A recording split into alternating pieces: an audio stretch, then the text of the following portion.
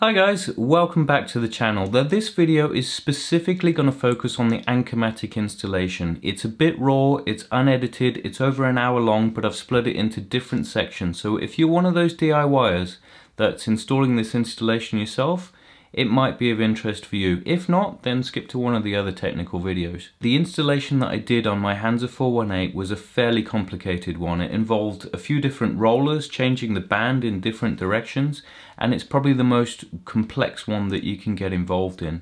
Most of the installations go a lot smoother than this one, so don't let this video put you off. It's actually fairly simple. Anyway, with that said, I hope it can be beneficial to you guys. Let's go and have a look at what I did. So the first part is to install the davit over there. This is what will hold the anchor, and the anchor's just going to slip off the back of it as soon as this is lowered. And then you can release the winch and the anchor's just going to free flow off the back there. It's a very tricky process because on the Hansa 418 you've got the bathing platform, but it doesn't come out straight there.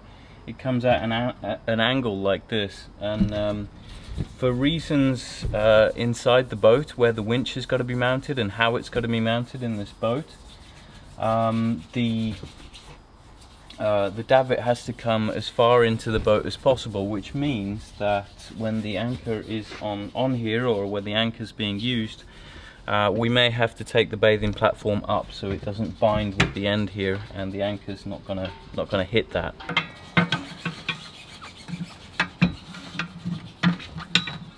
I need to measure the center line of this, take it up to where the hole's going to be, somewhere up here.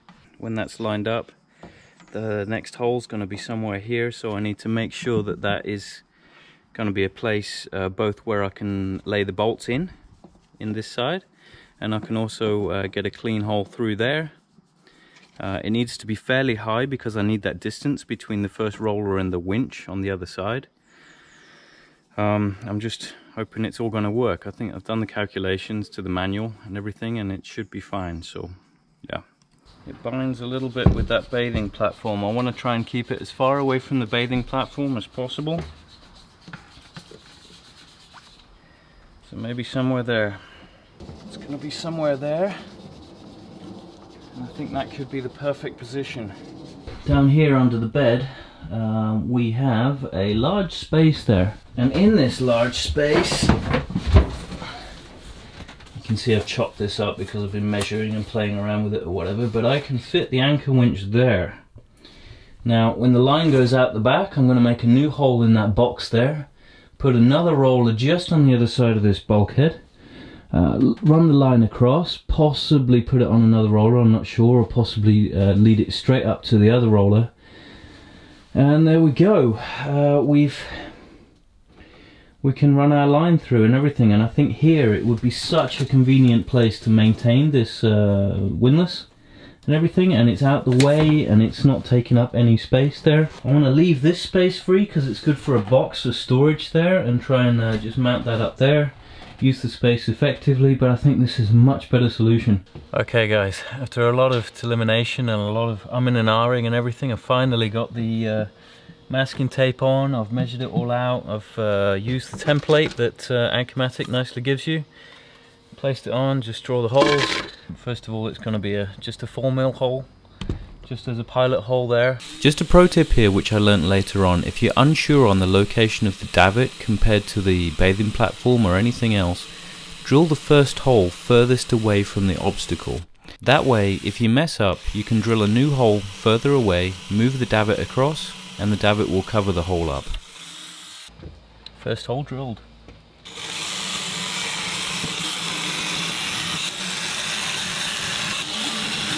Take the level to what should be level on the boat to see whether your boat's actually level on the ground or not.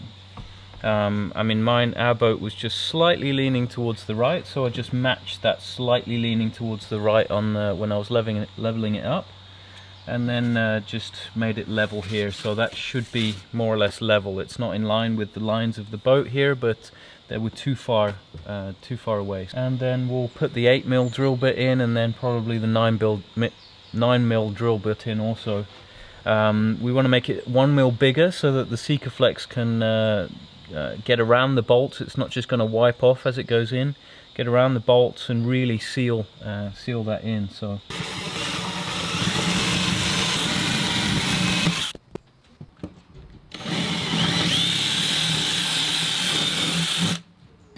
now for the last part of this, we just need to put a slight countersink on. Yeah, it's the English word for it, a countersink basically, which bevels the edge a bit to stop the gel coat cracking so much. Well, cracking at all, preferably.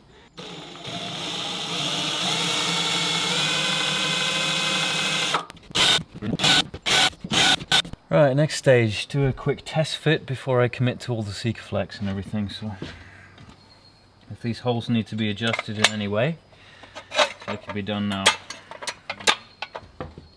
Just put some protection on there as well, where I do have the proper washers for this and everything.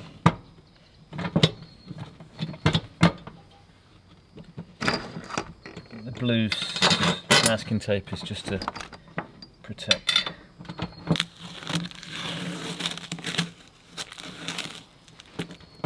I've decided to go with the M8 50mm. With the torque on the back, it's probably, I don't know what torque number it is, but with a little countersink on it, you can see there. Very important to make it flush, and then a locking nut on the other end. Should make it nice and tight and keep it there as well. Stainless steel A4 grade, should be perfectly fine for sea use or an outdoor marine environment. So yeah, I've checked the length, it should be long enough.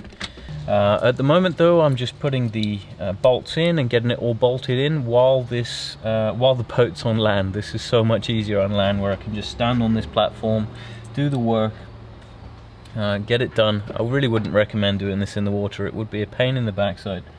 So Tanya's just on the other side now, just tightening the bolts up, but yeah.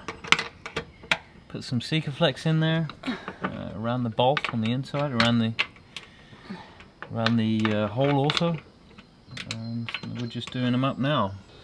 So Chris is faster at this than I am, so we swap places, and I'm now outside holding the bolts while Chris is tightening them. And they are very long, so it's taking a long time. So now the anchor davit is fitted, it's looking pretty good, it's in the right place and everything. I just need to fit this part. This will take the line through the hull there. We chose stainless steel, you have a choice between plastic and stainless, we went for stainless. So I just need to put that in next. It's about right, you can see the holes match there. But first of all, I put a pilot hole in it just to make sure we get that in the right place.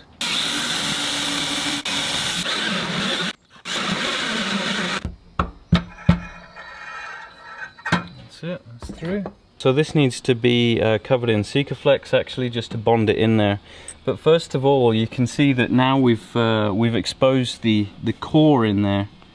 There's a few different layers that you can see. We need to cover this up with some kind of epoxy or something like that, so that the water doesn't ingress into the fiberglass and start doing all kinds of nasty things there.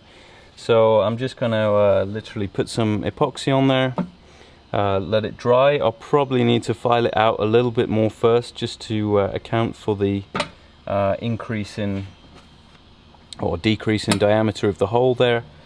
And then we can mount that in with Sikaflex there, and then I'll go ahead and mount the roller. So yeah, let's get to it.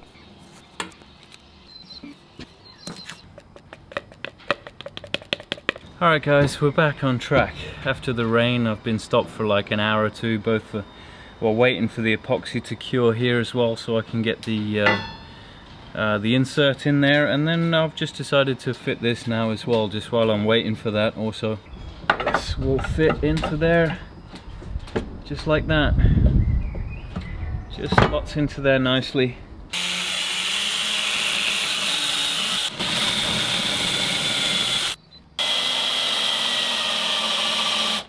Just putting some Sikaflex around here at the moment now, just to put this ring in.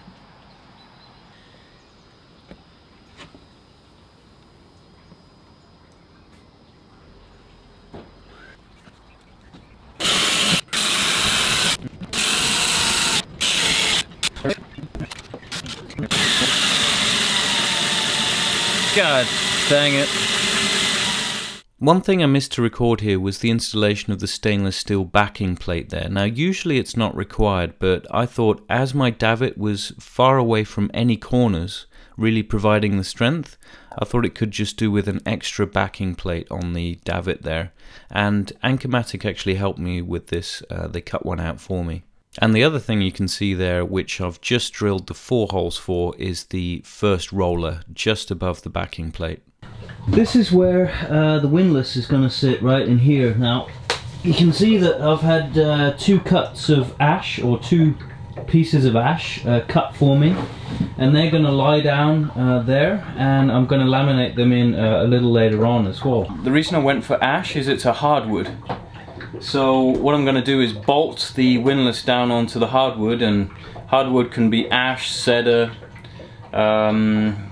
oak if you can work it, but it's a hardwood to work a little bit and shave down. It can be a bit difficult. Mahogany, any hardwoods which will hold a bolt and not rip the bolt out, not allow the bolt to be ripped out. So you know, stuff like pine and things like that, I don't think it's going to work. We need something a bit tougher there. I've just got to cut a hole there, and the line's going to go straight through the back, into the lazarette, across towards the port side of the boat, and then up and out the back. The first stage of this, what I'm going to do is just start sanding all the gel coat off there, so I'm left with raw fiberglass, so I can just epoxy the wood straight down onto that. You see where the anode bolts are sticking up? That's the actual hull of the boat. So I've got probably about 50 millimeters underneath this superstructure, so I don't put any holes in the bottom of the boat. But I'm going to be very careful to measure that you don't drill something down all the way through the bottom of the boat, because that would be a bit of a disaster. Perfect. They're sawn down to length now, so they don't have to be super pretty here. I could do with an electric saw really, but then I would end up with a million tools, you know, so yeah, trying to cut down on expenditure lately. 2 blocks, gonna laminate these in, drill some holes, ready for the windlass as well. What I've realized is the first thing I need to do though is actually sort out where the hole goes in through the lazarette so I can line the windlass up perfectly. So just cutting this wood while it's light still out here, and yeah, then just gonna cut the hole first to get into the lazarette so I can really figure out how the line's gonna go through. A few hours later, and I'm drilling the holes in the back of the boxes for the well, the back of this box for the line to go through. I've already tried to drill it on the other side, but it's too thick on the bulkhead for my tool to go all the way through. So what I've had to do is extend this now and drill a hole through this side. So I've actually put an Allen key through there to extend the length of this so I can get it on the other side, and hopefully I'll be able to drill it drill the other side of that. Whatever I do, I should not drop this. Just need something slightly longer here to get to the back wall there. I mean, a lot of people have the situation where they can just anchor the windlass straight in, put their roller on, and then send it out the back of the boat. But this one is much more complicated, but I like the challenge. It's good fun. But I hate it when you just don't have the tools to achieve the goal, you know. But we're getting there. I'll think of something in a minute. I'll think of something. I found this little beaut out of my STS drill kit, so I should be able to get straight through there.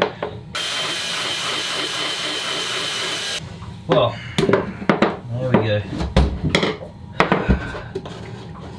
So, look at that. That's one thick mother there. Just didn't have the depth there, if you can see that. Yeah, so just needed the extra to come from the other side, but could do with a bit of epoxy in there as well, because you can see the coring is there as well. So what we've done here is just marked out where I'm going to sand to laminate the two blocks of wood in. Basically these two are going to sit on here like this, and then I'm going to mount the winch on top of that. Now the only thing that concerns me, as you can see, is this fiberglass is only about 5mm thick, something like that. Just starting off with the 80 grit paper, actually, that should be fine. I had good results with the 80 grit on the hull, so this should take the gel coat off no problem. If it doesn't go fast enough, I'm just going to go down to 40 grit, but let's see.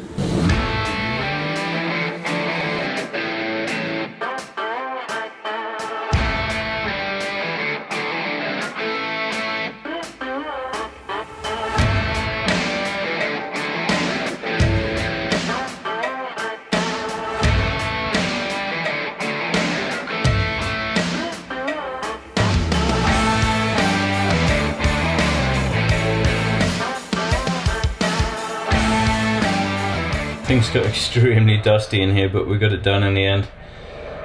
Just a little bit of hand sanding done, but sorry, a little bit of hand sanding to do.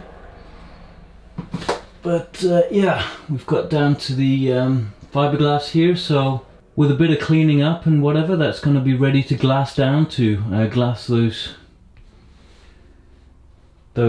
pieces of ash down there, and then yeah, do a lot of glass work around the corners as well to try and strengthen it all up, and then I'll see how strong it feels and how much more reinforcement we need. When it comes to sewing and things like that, I can sew well, but when it comes to dealing with fabric, when it's going all over the place, that's not my speciality. But Tanya's doing what? Is that your first strip there? Yep.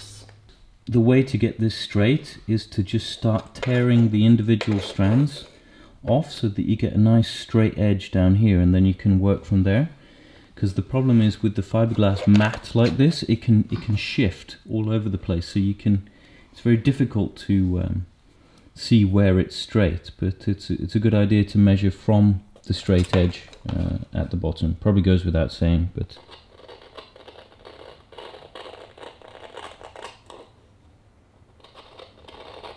for this Anchormatic installation, I was given an offer to install the anchor winch for around about 1,500 euros for the full installation, but I chose to do it myself. Now, with all the bits and tools that I've had to buy and everything, I've probably spent a good 400 or 500 euros just on bits and pieces to get this done. The reason I chose to do it myself was because I wanna learn, basically.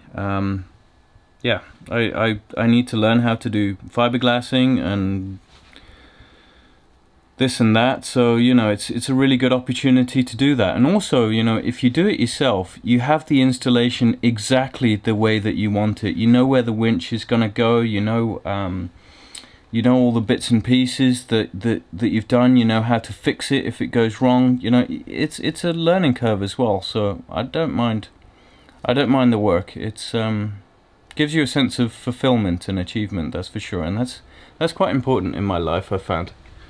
I've got a test piece in there now, obviously not glassed down, that's just the raw cloth there, and the size is looking quite good. I mean, it looks fairly messy at the moment, but I'm just gonna probably just paint gel coat over the top of it once it's cured and sanded a bit and whatever. We'll see, but as it's under the bed, it doesn't really matter so much, to be honest. It can just stay like it is, but if we want to make it look nice, I'll just paint some gel coat over it or find some paint or something like that. First thing to do is actually drill the holes in the wood, ready for 4 screws on each piece. 4 screws to go into this glass, making sure that the screws are short enough so that we don't go through the bottom of the hull. That would be very bad. Once I've drilled those holes, then I can screw that wood down with some epoxy underneath it as well, and I can epoxy round the exposed glass there, and then I can get going with laying the sheets of fibre on. I've got seven layers each side, and then I'm going to cut some pieces to go around the ends there as well, and try and interweave that also to make it pretty strong. I've just got to cut the end bits out, but I'm just going to cut small pieces there just to go on there. Just applying a bit of acetone now. Problem is I did this slightly the wrong way around, because I drew the lines where the block is, and now I'm applying acetone, so obviously that's going to rub my lines off where the blocks of wood go. So I've just come out here to drill the holes in the wood now, but if you order a Hansa 418 with a mast headlight, that's the only reason you can see me right now, is because of that mast headlight. And you can actually do work on the dock in the night, which is also a convenient thing. So just one tip there.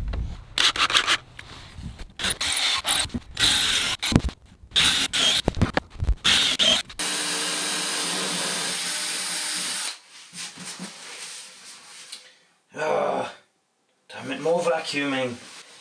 Holes drilled, ready for the screws. When I put screws in here and epoxy underneath these things, the screws will make it a nice hold for the epoxy to grip there. And of course, just need to remember to countersink the holes here, because the end of the screw is countersunk. So just going to go and do that outside quickly now. Good job I remembered that. I'm going to show you that. It's a very simple process. And then of course there's that one thing that you forget to bring.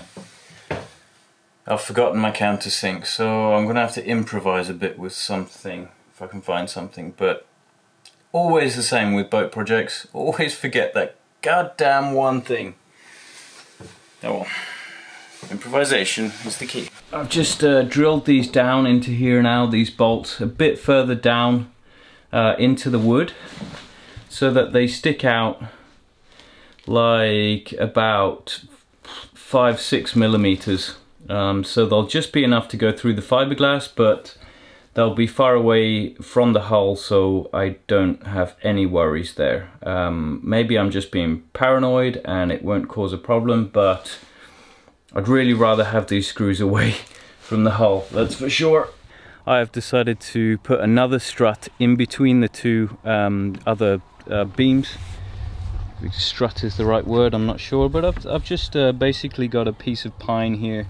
This doesn't need to be hardwood actually, because it's just gonna provide the strength there in the middle. So the only reason that I used hardwood for the other two bits of wood was because the coach bolts are going straight into the wood, and they need to hold the winch to the wood, so the wood needs to have a pretty solid grip in the middle of it.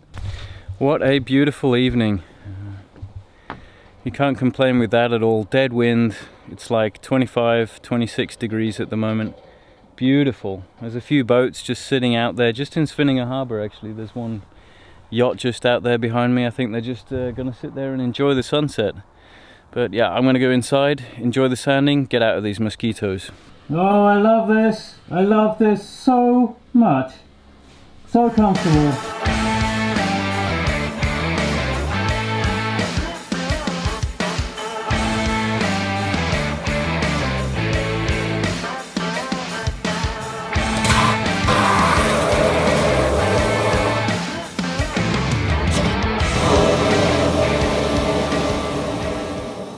The reason I'm putting expanding foam underneath the floor there is so that it's got a good base underneath as well, in case there's any pressure pushing down. Morning guys, it is the next day, and now we're starting up with the cleanup process after I filled the bottom with the foam in there. But today I have a little helping hand in the name of Tanya. She's out there. Yeah. We've got everything laid out, everything prepared. It's important that you get everything here before you start this, so you have everything at like arm's length, so you don't have to go wandering through the boat while your epoxy is all over the place and trying to cure. The mixing bowls there, the epoxy's over there. We've got our fiberglass cuts here. I'm just going to lay these in where I can, basically. These on the end of the struts. or the beams, the supports. So yeah, just got to get mixing. Have some acetone ready as well, just in case I need to clean anything off. And little did I know the disaster that was about to happen. You'll find out soon enough. Should be 5 to 1, so 2 of them should be perfectly fine. And then it's time just to mix it up. This is the slow hardener. So in theory I should get better results with the slow hardener. It should set stronger apparently. I'm not quite so sure, but yeah, it gives me a little bit more working time as well with the epoxy. This will set in about 20 to 30 minutes, where the other one is up to, I think it's 15 to 20 minutes, so I've got a little more working time.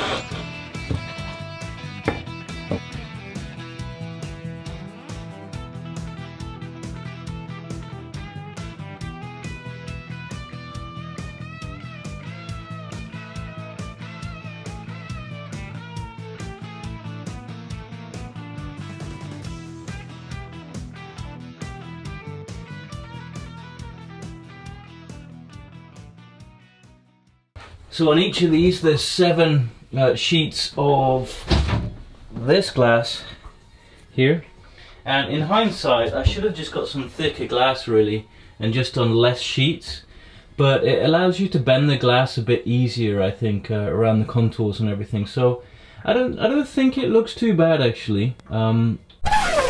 Hey guys, it is a few days later and I'm still on the epoxy mission. Now, you're not going to believe this, alright, but I've made the mother of huge mistakes. Like, it was such a noob mistake. It's possibly the worst noob mistake I've ever made in my life with boat DIY. The epoxy just isn't curing at all. And I thought, okay, something has gone wrong with the mix, or the mixing, one or the other, right? RTFM, read the manual. With the mixing sticks there, I was pushing 1, 2, 3, 4, 5 down on one and then 1 on the other. And I had no idea that each mixing stick mixes it for you, so it should be 1 on one and 1 on the other. So actually my epoxy ratio probably has like a mix of 25 to 1 and not 5 to 1. So my epoxy hasn't cured at all onto the bottom there. So that really sucks. I've got to throw all that fiberglass away and just rip it off. The silver lining to this is that none of the epoxy cured, so I can just rip it all off. I can just acetone the epoxy off and it will be clean again and we can just start again. But realistically, that's probably cost me 100 euros in fiberglass and epoxy. I don't mind admitting to my mistakes on YouTube, it's okay, but this really sucks badly. I could possibly save this wet fiber. In fact, no, I couldn't, because it's got all the bad epoxy mixed in with it. It would just never cure. My God.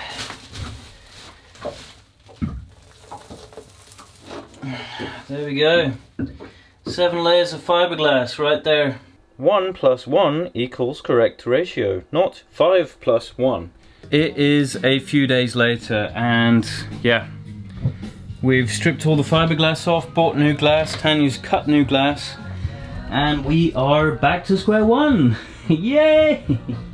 It's no good if you're trying to bodge it and fix it and whatever, and it's just going to break apart later on. You know, this component has to hold the boat safe. If this lets go or it breaks, we're in big trouble, so it needs to be secure. This time we're going to go with something a little different. I've done a little more research, and I'm going to mix this first of all, this 406 colloidal silica, to mix to make more of a paste and more of a bonding agent. So I'm going to put that underneath the wood, and so it's basically so that the wood doesn't soak up all the epoxy, and the epoxy just disappears and the bond isn't so great. It makes it thicker and a bit stronger. So yeah, it's going to be a better result, but I was pretty happy with it last time anyway. Never mind, let's go again.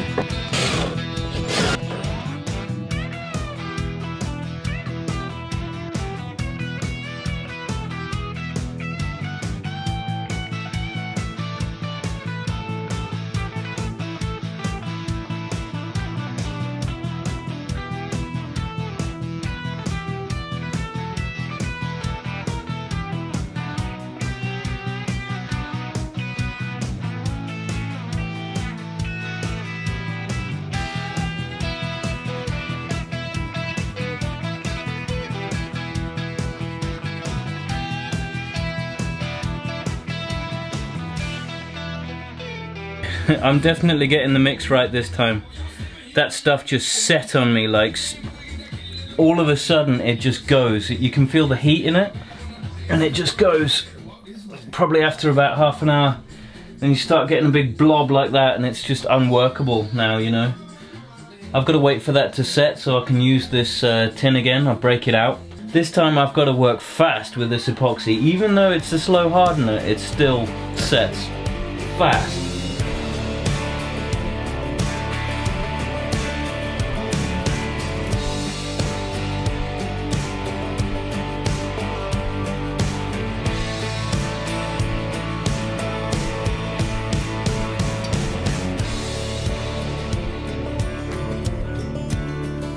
I've just finished the laminating. I think I started it at like 6, 7 o'clock, so it takes a good 5 hours. But yeah, it's done again, and it's hardening. Fantastic. I'm really happy about that, but I'm so tired.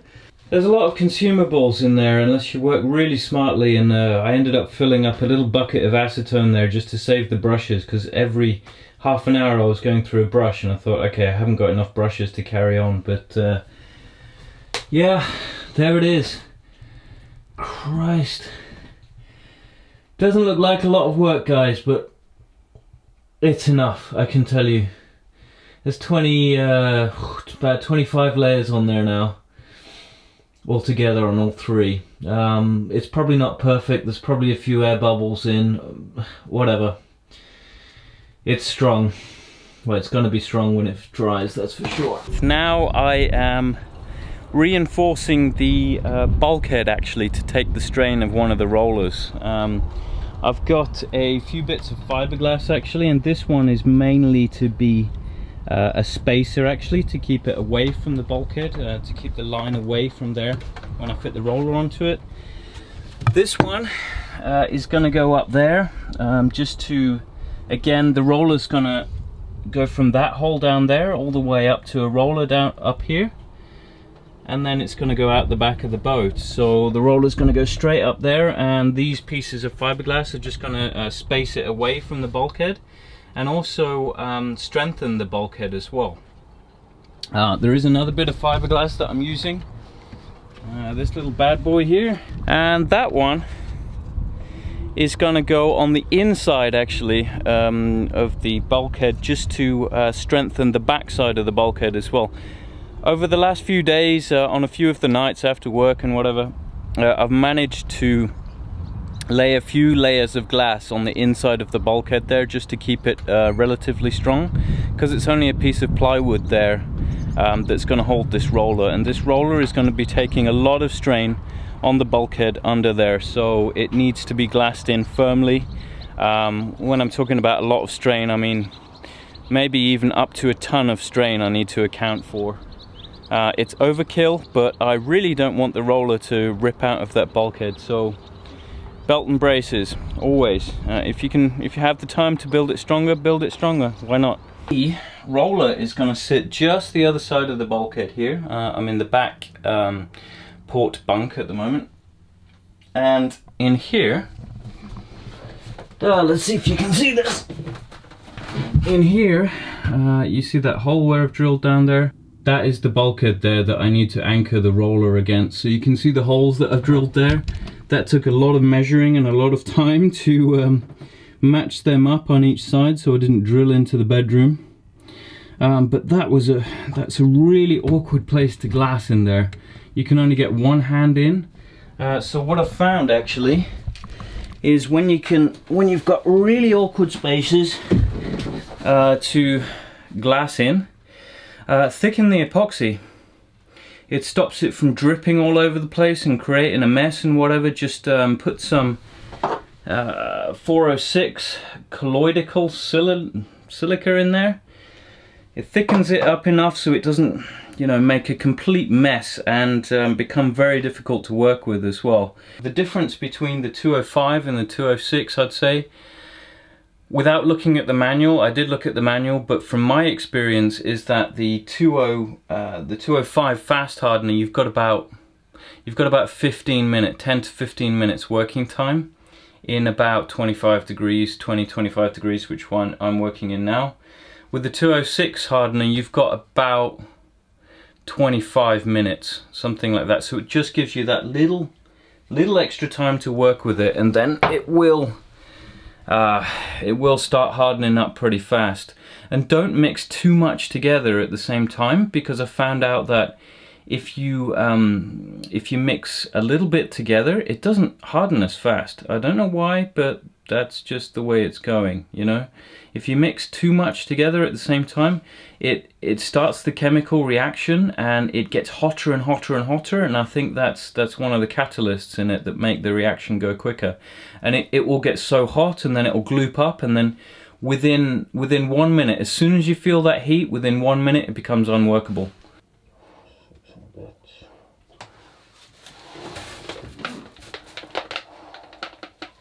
That's going to sit on the bulkhead like this.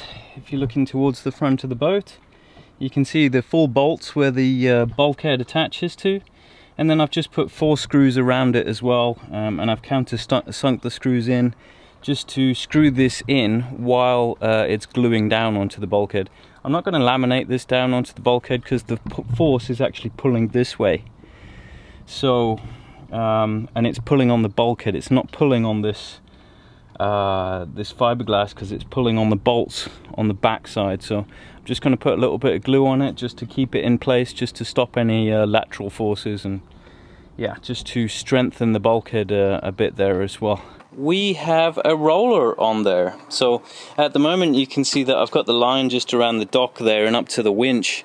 I'm just doing a stress test on it, and there's quite a lot of tension on there at the moment, so the roller inside is apparently holding up. I'm not sure how much stress is on it at the moment. There's probably 100 or 200 kilos on it, I guess. it's taking down the side of the boat and it's taking up the dock as well on the float there, so there's got to be some fair tension on it. And I've just done up the bolts inside, and it seems to be holding really well. Welcome to my favorite place to be in the boat. I love it in the lazarette back here. Only kidding, it's a nightmare, you know, trying to lie with pipes and all kinds of things at the moment. Anyway, here she is. That's the main roller in there, if you can see it. Just lean it over that way, yep. You can see I've got a rope around it at the moment, just putting some weight on there. There's 4 M8 bolts in there. They're going through that piece of fiberglass there. The piece of fiberglass is screwed on, it's glued onto that wall as well. And on the other side of this bulkhead here, I did a little bit of lamination just to try and strengthen it up a bit. But with these corners here, with this glass there and everything like that, it should be fairly strong anyway. But I also put a thinner sheet of fiberglass on the other side just to strengthen that up as well. There's a fair bit of tension on there at the moment. And it seems to be holding it pretty well. I mean, I've just done these bolts up a little bit again, but there's no cracking sounds, there's nothing like that. So yeah, success with the first roller. And then where the roller goes down to, or where the line goes down to the next bit, is down here. So I'm going to put another piece of glass there, just to space out, just to put the roller a little bit further out so the line can come up past the bulkhead here. I drilled this hole out with a drill bit hole, or a hole cutter you call it, and then I actually used a little multi-tool or a oscillating tool to just cut a little bit more out. This was the critical one in here. This one needs to take up the load of the whole anchor, so no matter how much time I spent anchoring that winch down inside, if this roller breaks loose, yeah, I mean the whole thing's not going to fail, but it won't be good times if it breaks away that bulkhead there. So yeah, this feels really solid though, to be honest, and I'm happy with the result. Okay, so since last time I've done a few things, I'll show you in a second, but Tanya's having a little rest, you know, she doesn't really do any work on the boat with me anymore. You are so cool. So Tanya's got a really bad back at the moment, so she can't really help me, so she's just providing some moral support. She is doing some stuff actually, what she can anyway. Now I am just about to start mixing some epoxy up again, just to seal this hole I've drilled now in the bulkhead down here. Since last time I managed to mount the plate, paint the plate for the top roller on there. Now I've managed to cut the hole bigger actually, because I wanted the hole as big as it could go so that the line wouldn't chafe on either side of the hole. And now I'm just about to epoxy that hole so that water can't seep into the wood. So this is what it looks like down in my favorite place in the lazarette. Yeah, so you see up there, that roller is now mounted and yeah, ready to go.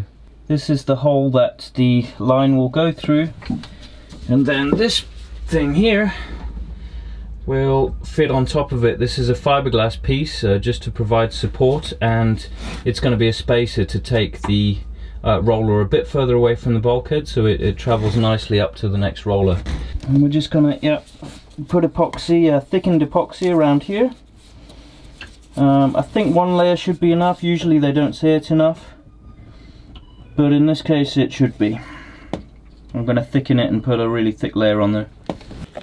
You want to mix this up for a good two minutes, or you can see it's like really mixed up well. This roller will more or less sit like this. Just got to watch because I've got wet epoxy on the back. So if you look at the boat, that's the same orientation as it is now. This little bolt that I've put in there is just to stop the line coming off actually there. But yeah, as soon as I put this on, I can drill straight through the bulkhead then to put the bolts on the other side, on these three. There's 2 screws going in here as well, and then I'm going to glue this on also just to give it a little bit of extra strength. Maybe gluing on isn't the best thing, because to get it off if I want to later on is going to be a nightmare, but I'm pretty confident that this is the final solution now, so I just want it to be strong and good. Once the line comes out through the back of the bulkhead, it's going to come through here and then go up the bulkhead this way. So then to the other roller, and then it's going to come out the back of the boat just through there.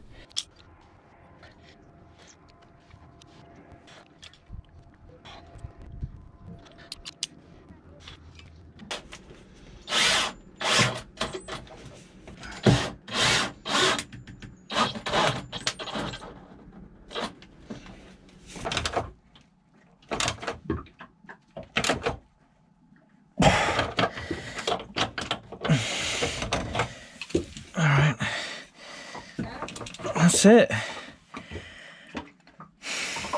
We're done with hardware, apart from the winch. I have the winch there, ready to go. But what I'm going to do, you see there's 2 holes down there on the feet of the winch. I'm actually going to put 4 holes in, so it's got a really good bind with the wood there. Let's get these holes drilled and ready to go, so the winch is ready to mount.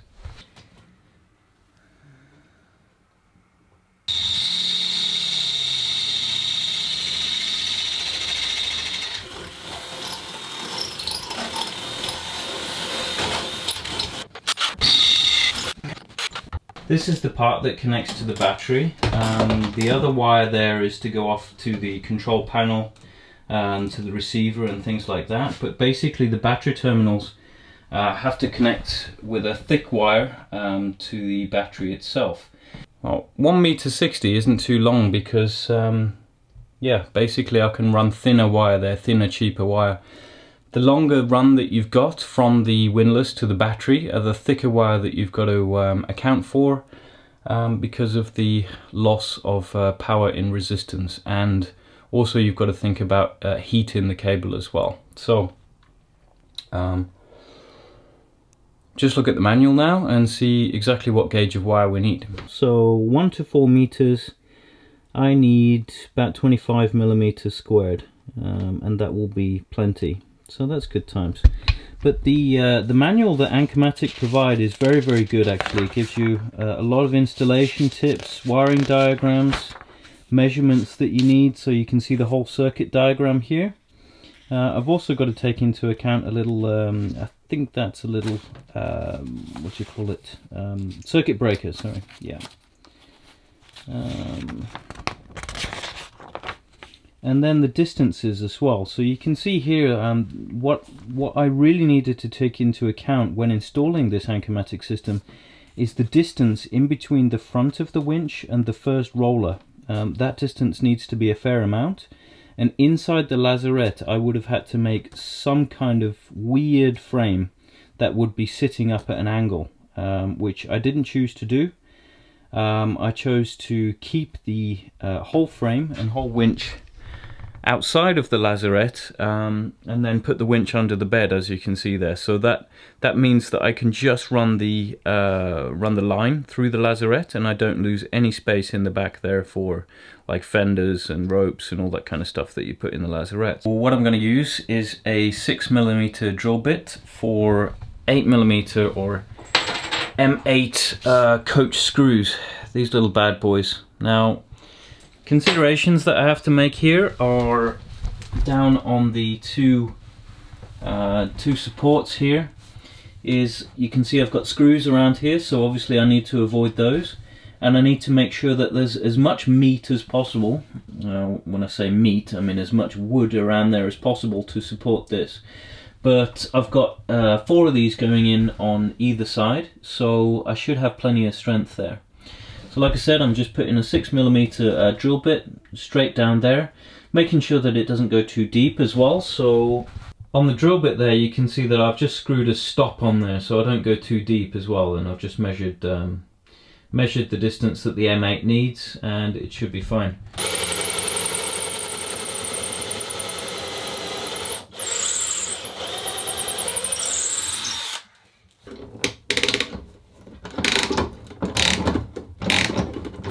I need to think about doing some wiring. So you can see that there's a wire that comes directly from the windlass. So this one will lead into the top of this control box here. Coming off that box there, here we see that we've got the RF receiver. So this, basically this little key tag here will hang around my neck, and this will be the one receiving it, and then I can control the windlass remotely. The other wire, which is coming to this one, goes to the back of the display. We'll see this a bit later on. And this little brown wire here, coming off the side, will go directly to this little switch, which I'll probably mount in the rope locker. And this is the on-off switch for the windlass. There we go, a little bit of focus there. So you press this once to turn it on, and then you press it again to turn it off. This is the display that Anchormatic are now providing, a brand new display. The only thing is, we're currently working together on a way to mount this, because you can see that there's two seals on the back here, right? And this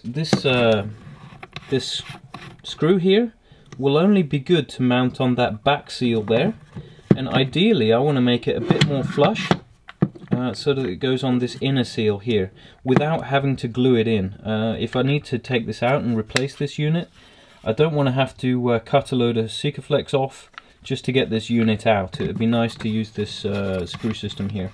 And then the last part to this puzzle is just this breaker switch here. This is for the big wire, basically leading from the positive on the engine battery to here, the main junction here, or the main terminal box, you could say. It's another day, and I'm back on the boat again, doing the electrical side of the system.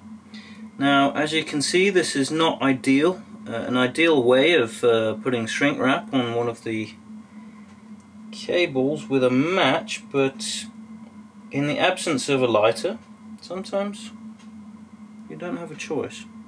So far I've done the positive wire that's connected to the second bus bar on this side.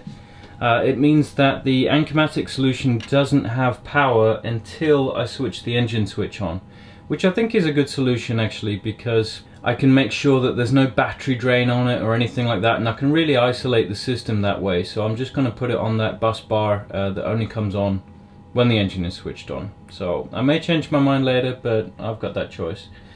Just connecting the negative now, but I can't find a negative bus bar, so I'm just going straight to the battery for now, because the Anchormatic guys are coming tomorrow. Maybe there's a better solution. I mean, that's another negative down there on the engine, but it's probably an M10 or an M12 even, that bolt, and I don't really want to have to drill out the M8 that I've just put on there. So yeah, I'll just cap that off again, and yeah, just run the wire through. Of course you didn't go where I wanted you to go.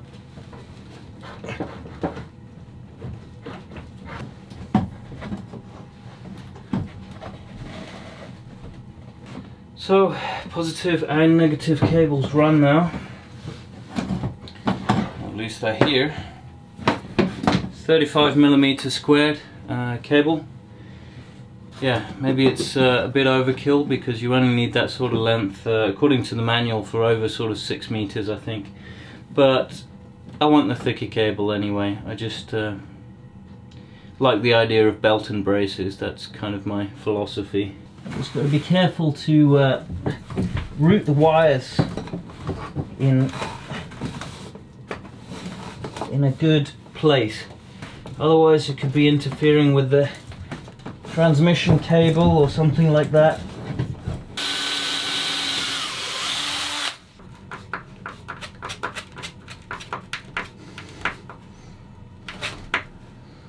Little old smart me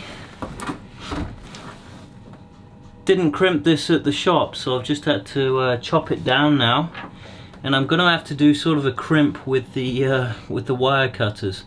I've done it before. It works. It's not ideal, but I need to get this wired in for tomorrow, and I'm not going all the way back to the shop just to get a crimp on this thing.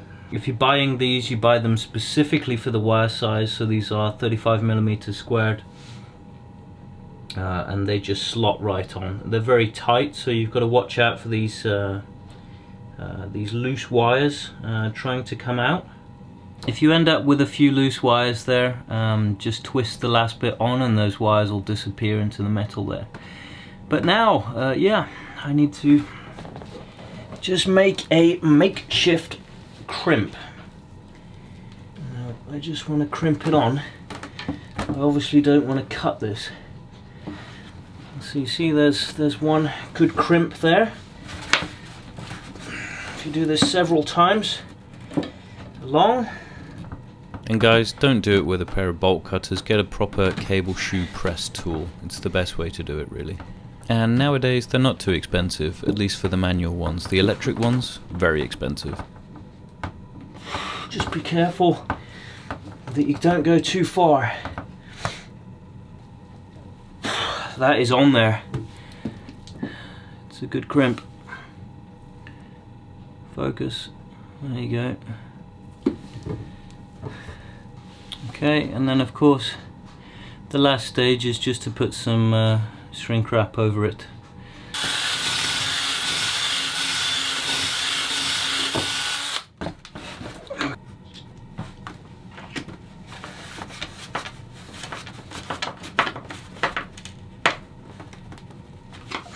Perfect. Installation is done of the circuit breaker, and there's actually power to the windlass. Okay, so the final part of this actually is just now to wire the wires, or screw the wires down into this bad boy. It's fairly simple. I'm not going to show that, but it's just connecting the terminals really. And then plugging in the display. So I'm just going to do that now because the guys are coming tomorrow to help me do a firmware upgrade. Anchormatic have made it really simple actually. If you look at this box, all you have to do is just match the colors to whatever they write there. There is something in the manual as well, so you can match that up. So it's nice and simple really. We've got life. Look at this. Right now the winch is locked, so if I let it down just like here, it's going to release.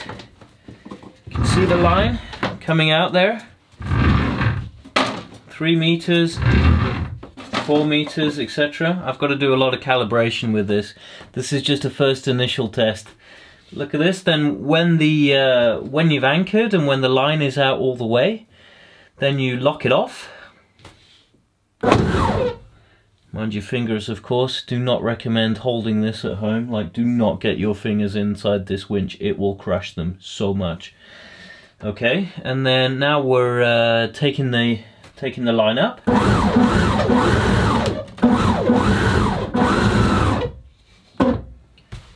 There we go. First test, guys. I keep saying this, but I am so happy now. This system looks awesome. It looks so good. Is there anything specific with this firmware version that you've upgraded or improved? Or we improved accuracy of the counter. Oh, great, great. That's, yeah, perfect. Thing. And some smaller bugs in the software. Sure. Yeah. Sure. No, it's good that you're proactively going out and, you know. Yeah, we want the things. Nothing is perfect first time, so yeah, it's good. It's good. So we appreciate all input we get from customers. Yeah. Okej, släpp nu.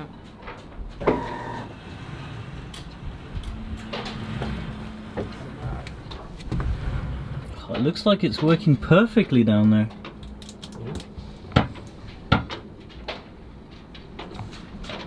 Everything moves free. Yeah. Good work. Okej. You ready? Yep. Locked.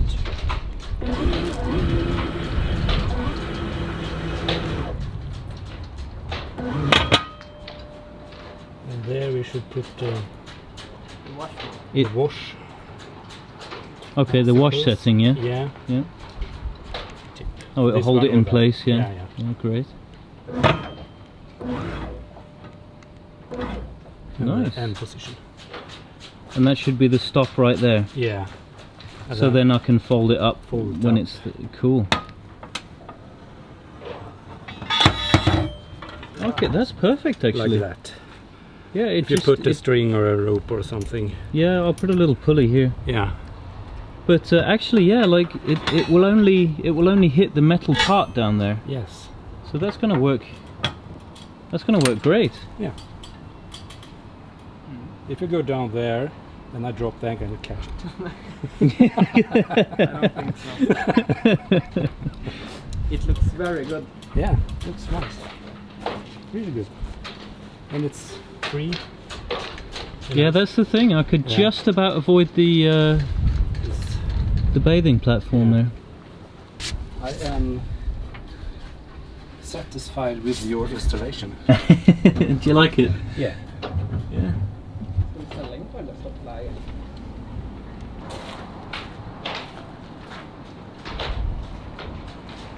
Thanks very much for coming, guys. Little software update done. Little testing of the system as well, and it works super well. Anchormatic prides itself on the service that they give, and yeah, it's really nice of you to come down and do these little things, and it's nice of you to answer the phone and take all my questions and helping with the installation as well. So this is Johan from Anchormatic. You're the sales director, right? Yeah. Yeah, cool. There is one thing that they said about my installation, is that the fuse down here probably should have been closer to the battery, which is fair enough. So I just need to change something there, I think, and I'll probably put an 80 amp inline fuse right next to the bus bar there, and then I'll solve that problem. So then I've got two fuses, and of course next to the battery I'm going to put the higher capacity fuse, because this circuit breaker will go before that fuse does, and it's far easier to flick the circuit breaker back than replace a fuse, obviously, in that engine compartment. Now comes the time to cut the hole for the display, which is up there. I'll show you that in a minute, but yeah, it's just going to go in here.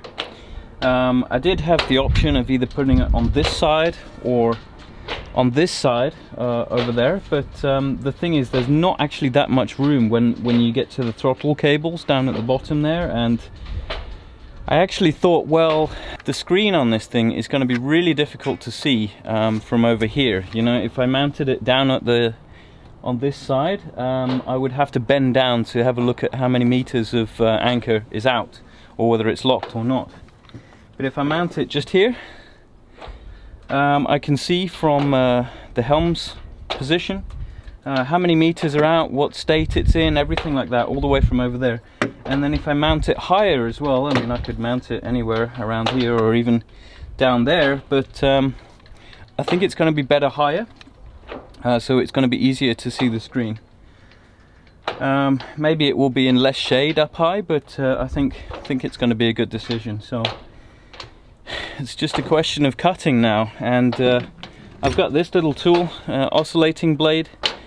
Perfect tool for the job, I think. I've just got to be careful for gel coat cracking around the outside. I could use a drill, and then or even a router there actually, but I think I'm just going to try the oscillating tool in the middle here, see how much gel coat cracking is going on around the outside, and then decide which tool to use. But I think this will be the perfect one. Really good tool. It cuts through pretty much anything. The blade I've got on the end now is getting a bit dull as well, so I just need to be a bit careful with that. But yeah, really good tool to have. This is like 30 euros. I don't expect it to last forever, but it's a nice little tool from Euler. It's made by Meek. Before we cut, obviously I'm pretty much damn sure of where that's going to end up on the other side, but just for belt and braces and my own security, I'm just going to stick a pilot hole through there first of all, and then look on the other side to make sure that everything's good before I start cutting big holes there.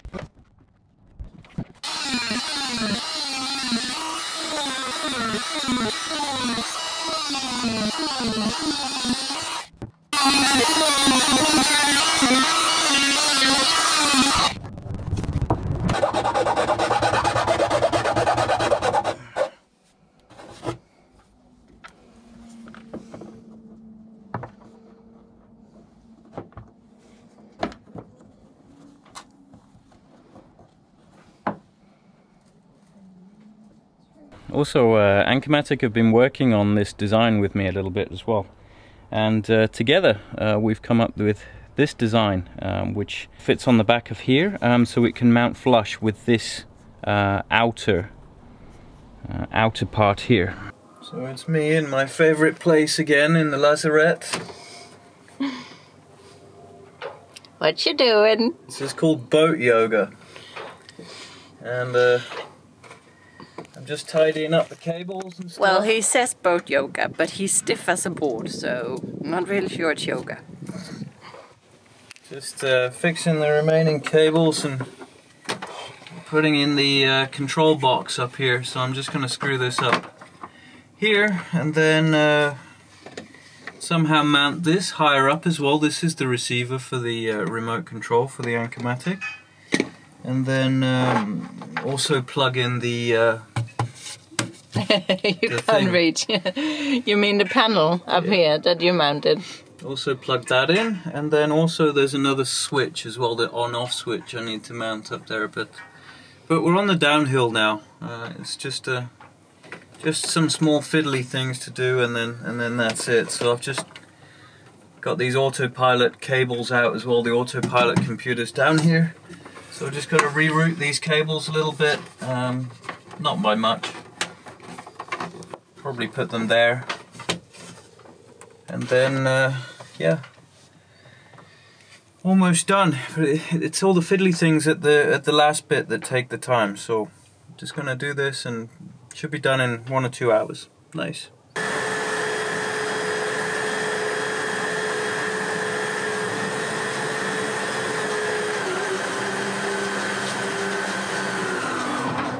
Testing the Anchormatic again now, you know, now that it's all wired in again, and the panels here as well for me to actually use. So this is now just releasing the anchor.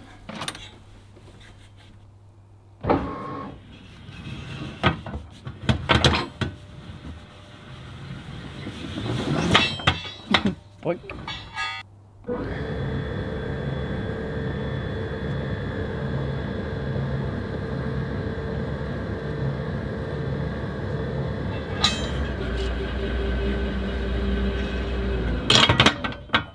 Up to the wash position now, so the anchor can then be washed as we go out, and then I press it one more time and it comes up to the lock position, and it's just free of the bathing platform. It's good, it's beautiful. The only thing I wish with this display panel is that it would be a little bit brighter, but it's not the end of the world. Because I don't really need to see it, to be honest, because I'm going to use the remote control around my neck when I get round to using this. Anyway, the very last part, what I did as well, is underneath the rope locker, you see here I installed a little switch. Just push that on and off, and then it just switches the system on and off when it's not being used. The system will turn off automatically after 120 minutes or so, but it's nice just to be able to turn it off when you want, without disconnecting the whole power or turning the circuit breaker off or something like that. And the way I did that was just to run a 12 volt supply, so you can take a 12 volt supply from pretty much anywhere, as long as it's like a permanent supply, that it's sort of on all the time when the boat's switched on, and then that will work for you. But what I did was just run a cable from here underneath the lazarette, and we go down here,